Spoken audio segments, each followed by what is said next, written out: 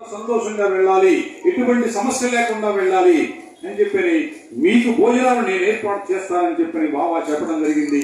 ఆయన ఆ విధంగా ఎంత మంది వచ్చినా భోజనాలు వండి పెడుతూనే ఉండేవాడు. అప్పుడప్పుడు కూడా అప్పుడప్పుడు మిగతా వాళ్ళ చేత శిష్యుల చేత వండించి ఆయన పెడుతూ ఉండేవాడు. ఆయన వంట చేసేటప్పుడు ఉడికిందో లేదని చెప్పని ఒక్కోసారి చేయి పెట్టి అంత పాత్రలో తిప్పేవాడు. చూసారా, అంతటి బాబా యొక్క మహాలీల.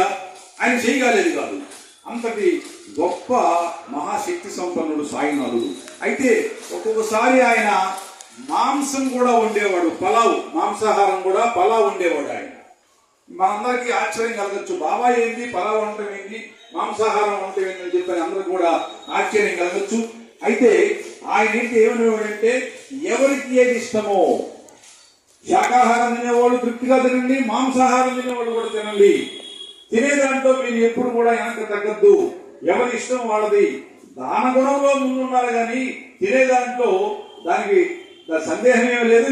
ఎవరైనా ఏదైనా తినచ్చని చెప్పని ఒక్కొక్కసారి మాంసం తెచ్చి ఆయన వండి భక్తులకు పెట్టేవాడు. తినేవాళ్ళ వరకే, తిన్నవాళ్ళకి అసలు మళ్ళీ ఆయన పిలిచేవాడు కాదు. ఆ తినేవాళ్ళకి ఒకసారి ఒక బ్రాహ్మణుడు ఆయన శిష్యుడిగా ఉండేవాడు. ఆయన్ని పిలిచి, ఇవాళ నువ్వు మార్కెట్కి వెళ్ళి మాంసం తెమ్మన్నాడు ఆయన బ్రాహ్మణ్ణి.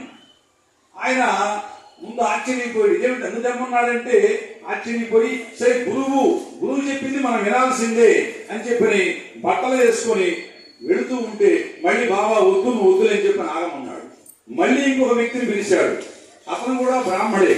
అతను కూడా పిలిచి మాంసం తినమన్నాడు. అతను కూడా పాపం రెడీ మాంసానికి వెళ్తుంటే అతను కూడా వద్దని ఆ రోజు ఎందుకునో అసలు మాంసాహారం చేయలేదు.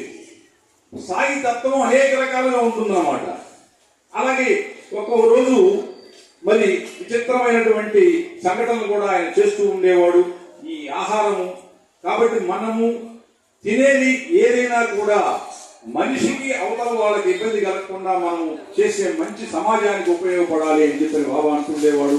ఈ అన్నదానం అంటే ఆయనకు ఎంతో ఇష్టం కాబట్టి మరి ఆయన గుణగణాలు కూడా నాకు అభినయము, మరి నాకు కూడా అన్నదానం అంటే అంత ప్రీతి. లేకపోతే నాకెందుకు నేను ఇంత వసూలు చేయడం ఏంటి, ఇంత కష్టపడటం ఏంటి, ఎండాకాలం తిరగడం ఏంటి, మరి ఇన్నాళ్ళు భోజనాలు పెట్టడం ఏంటి, మరి ఇన్ని రోజులు పెట్టాలంటే ఇది సామాన్య విషయం కాదు, ఎంతో ఖర్చుతో కూడుకున్నటువంటి వ్యవహారం. కాబట్టి ఆయనకి ఎంత ఇష్టమైందో అన్నదానం అంటే నాకు కూడా అలా ఇష్టం ఏర్పడిపోయింది. ఆ మహాత్ముడు దయ వల్ల, ఆయన ఆశీస్సుల వల్ల ఇవాళ మనం కూడా చేసుకోగలుగుతున్నాం. కాబట్టి సాయినాథుడు ఏమైతే షిరిడీలో అన్నదానం ఎంత ప్రేమగా ఎంతో అభిమానంతో భక్తులకు వచ్చిన వాళ్ళకి తయారు చేసి పెట్టేవాడు, ఇవాళ మనకి అవకాశం ఇచ్చాడు. కాబట్టి మనందరం కూడా భక్తి లేని వాళ్ళు ఎటు తిరిగి వేళకు వస్తున్నారు, తింటున్నారు.